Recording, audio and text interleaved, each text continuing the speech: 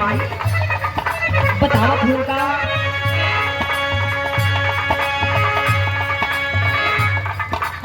बिटिया माई से कह दिया कि हे माई आखिर आप कौन रूप में आवे ले माई सोता पसंद तने सोहे लगा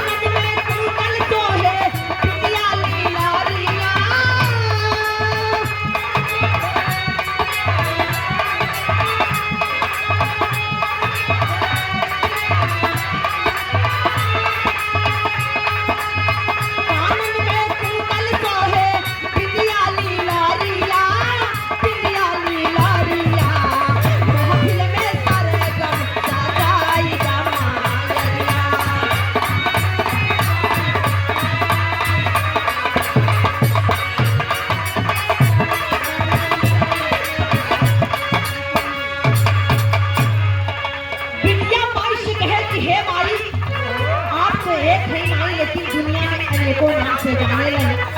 अनेकों नाम से पूजे लन, कहीं दुर्गा के नाम से तो कहीं काली के नाम से तो कहीं भगवती के नाम से या बतावे का नाम से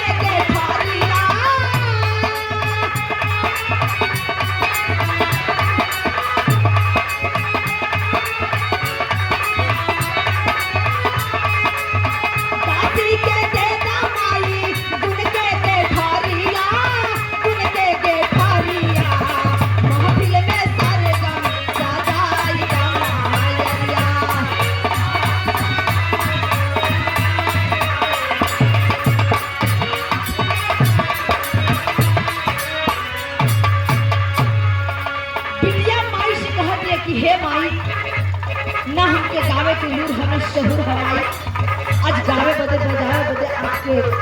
आशीर्वाद से चल दे रही भाई आप उनके आज हमारा भैया पार लगाए बिटिया बतावे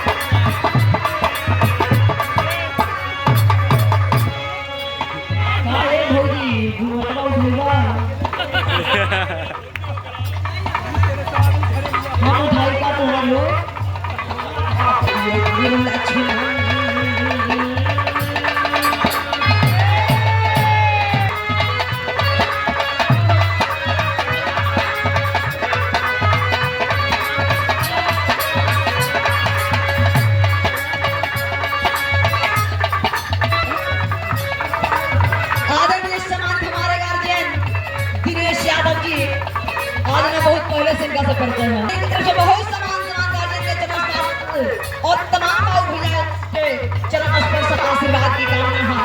लेकिन बिटिया बतावेगा मास्टर